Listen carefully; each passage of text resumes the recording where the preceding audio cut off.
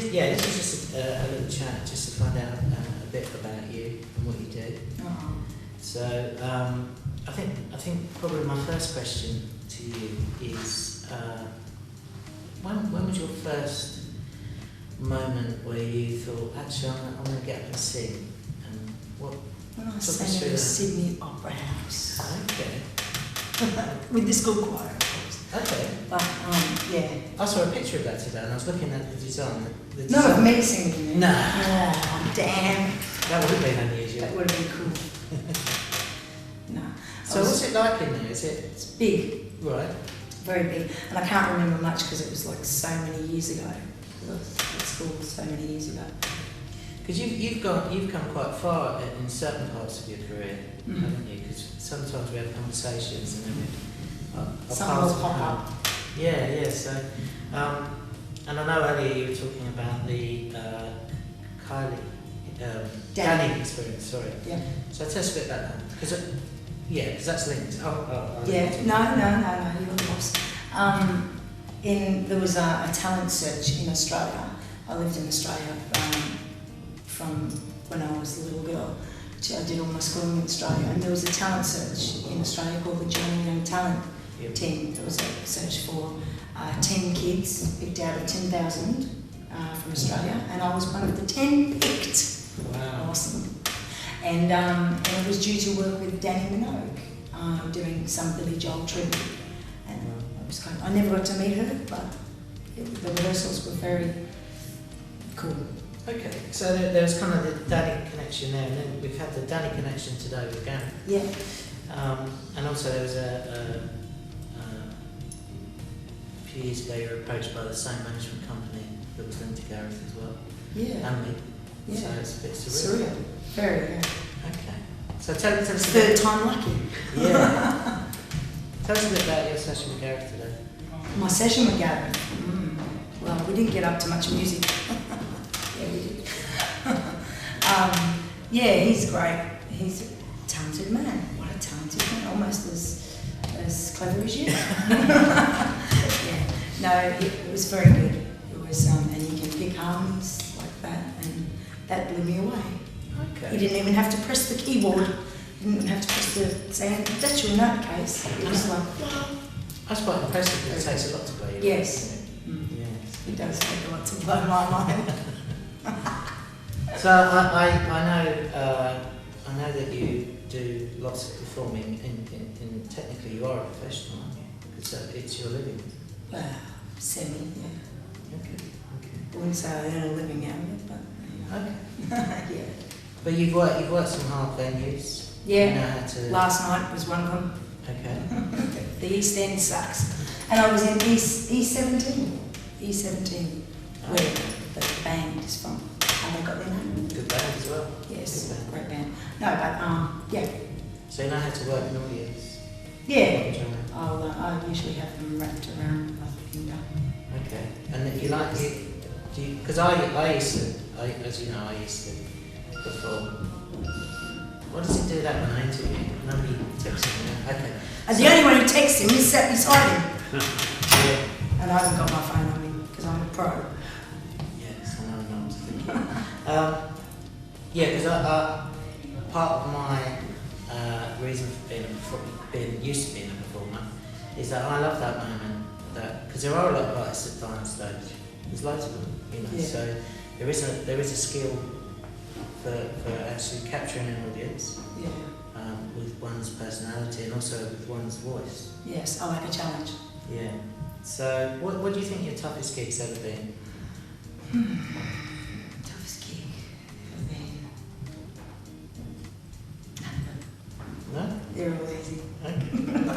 I don't know. I can't think what my toughest gig is. Come in, because we're doing an interview. So come on in. Yeah, if you just press well tested.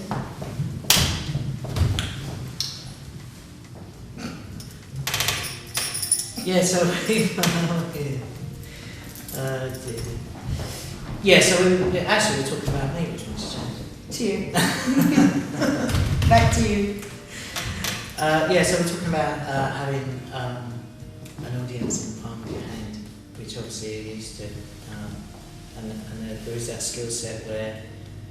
Doesn't always happen though, Paul. No, I know. Especially in pubs and stuff. Yeah. It's like they've seen it all before, you know. But that's when my vocals get them. So it'll be like, you know, I can't get them with the patter that I'm, you know. They just want to sit there and clap and enjoy my voice, which is nice. Yeah, which is good. Actually, I never had that, so I see where you're coming from. That's good. Or not, as the case is. Sorry? Or not, as the case is. Yes. So, in terms of what I know about you now, I know your dad has a big influence on Maybe, what you did. So tell us a bit about Dad. Dad rocks. Dad he's been with me from the get-go. I grew up, my first ever show was in Blacktown, RSL I think, because my dad's done all my dad's a comedian, ex-comedian, well not ex-comedian, but he doesn't do it, he's retired, so gracefully. You know, he still does the odd gig. What's his best joke? Oh, you don't want to hear it. It's not for cameras listening and stuff.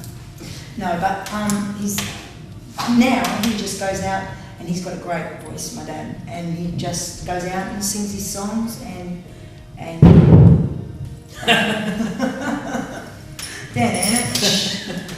but yeah, I started off on his show in Sydney when I was 7. I did my first performance on stage, and then when we came back to this country, he said, I was 15, and he said, look, it's time you went on your own. And I was like, oh no, but don't leave me. And he bought me my first bit of equipment, and I got a manager, and he used to drive me around to the gigs, and I did my first show when I was I think it was on my 15th birthday. Okay. My first show, and I had a standing ovation. Wow. But they had to because it was my birthday. Okay. You know, but it was good. I think I did my first ever song that I sang when I was on my dad's show was a little piece. It was a Eurovision Song Contest winning song, and Fame. They were my 2 songs, and God, I run those to the ground. Okay. But you also write your own stuff as well. Yeah. So what do you obviously apart from the 2 you did today, what do you think is the best song you've written? Same old. Okay. Yeah. Some boys. It's about an ex-boyfriend who broke my heart. Okay. Yeah, cut. So when because your voice is very strong, and even more stronger for a woman, isn't it? Because it's got this it's quite kind of grainy, isn't it? Kelly Jones, would you say stereophonics, the female stereophonics? Yeah. Please tell me. So when did you first realise you had a bit of a voice? When I was 7, and I performed on stage, and I had a round of applause. Well, my dad's always believed in me since a baby, and I used to stand while he was watching TV. I used to stand in front of the TV and sing. It's all about me, and dance in front of the TV and sing. And yeah, so from an early age, I started off early with him, so doing his shows. Ladies and gentlemen, this is my daughter. He used to introduce me, and I used to sing my songs, and I loved it. Always loved the camera. Always loved being, I suppose, centre of attention. I suppose, yeah. But I'm not going to say I don't like the attention, because I do. I like. And if the conversation's not on me, it soon will be. That's me. Yeah. I remember it well. Okay, so I know you've played in a few bands, and you look for a certain image. I yeah. like image. I'm big on image. Yeah. I like the whole, the outfit, the whole package. It's got to look good. Yeah. But yeah, and also from a performance's point of view, when you've got a great looking band, there's lots to play with. Yeah. Eye candy for me. Yeah. No, I understand. Okay. So although you say you like to be centre of attention, I know that you're quite an avid gig goer. Oh yes, I love a gig. Okay, and your last gig was? Metallica. Okay. And you actually showed us some pictures of you. You're generally up the front, giving it large, aren't you? Yeah. Okay. And So- I got what's it called? Promoted to. I told them I lied. I told the security guards I was in the mosh pit while Machine Head was on. I wasn't. And I said I was very, very scared and I was on my own. And they upgraded me to the seats and I was right at the front of the seats. I did a naughty thing and got my boobies out. Oh, okay, yeah. I don't think you showed me that picture. No, I didn't have a picture. Oh, that's right. It's all up there. Oh, And up there for you as well. completely going with that one. All right, so. Love gigs. I love gigs. Focus. Yeah, no, completely. Yeah, I love gigs, and I'm going to see AC/DC in April. Yeah. That's my next big gig.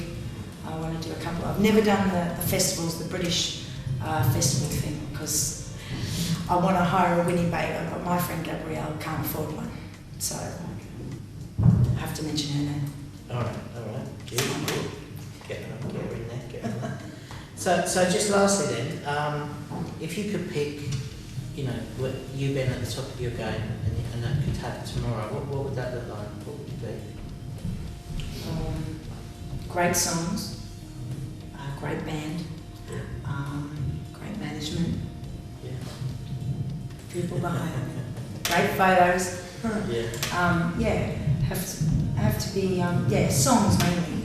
Yeah. The songs you've got to have a great song. Well, it's a. Is that what you mean? Yeah, absolutely. I don't think it is it? Yeah. Is it? Anastasia. I'd love to be like Anastasia. Is that what you mean? Yeah. Okay. Well, it's a pleasure as always. And this is a bit where I get to shake your hand. Oh, get out. Give me a snog. All right. Don't know. Thanks, Paul. Thank you, darling. Cheers. Wicked. Rock on. Let's go.